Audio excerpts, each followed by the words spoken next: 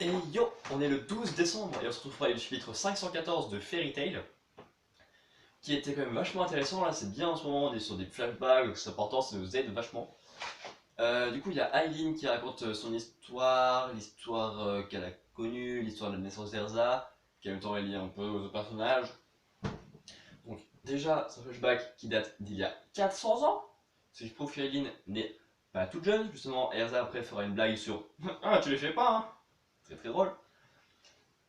Alors, Aileen était donc la reine des dragons à Ishgard à l'époque, et justement, genre, un de ces dragons est revenu du royaume de Fjord, où là-bas il a remarqué que les dragons se battaient contre les humains, les mangeaient et tout.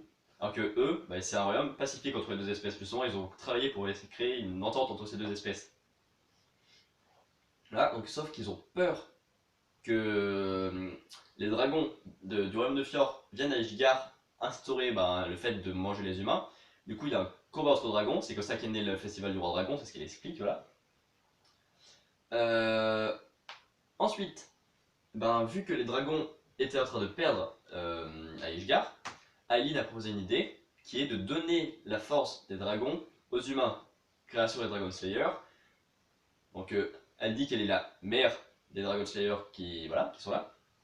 Du coup, on a un point sur Sting, Rogue, Wendy, Galgil, Luxus, Cobra, Natsu qui est tout nu et avec Lucie tout nu dessus lui.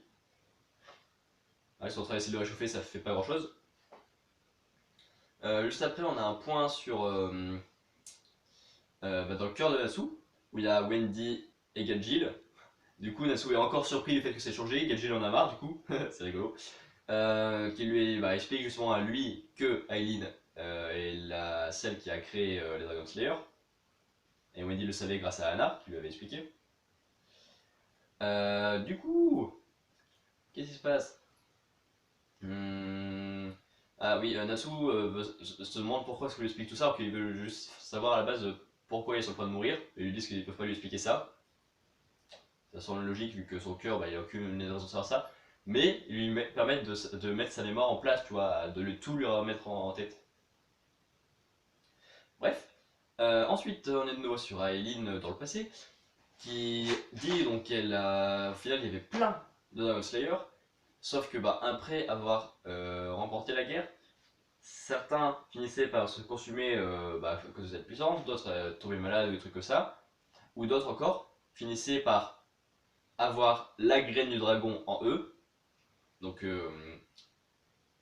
c'est le nom du chapitre, et justement, c'est ce qui est arrivé à Gnologia, qui se transforme en dragon, et lui pour devenir un humain, bah il est aussi d'ailleurs, elle commence à genre, tu vois, avoir la peau qui se lève, avoir des écailles là, et ensuite elle explique que bah, c'est dommage qu'il ait ça, parce que justement à ce moment-là, il avait déjà Erza dans son ventre. La semaine prochaine, le chapitre s'appelle, ou peut-être pas la semaine prochaine, parce que c'est peut-être les fêtes, je ne sais pas.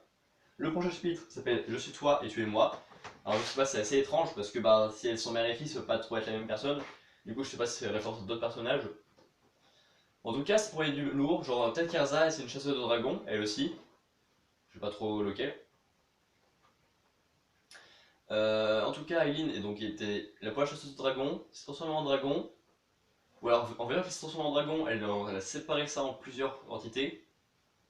C'est assez chelou.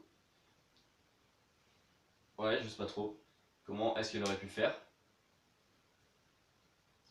En tout cas, c'est une magicienne, elle l'a prouvé parce qu'elle a enchanté un bâton pour couper une épée. Et tout le monde a fait waouh, c'est trop stylé!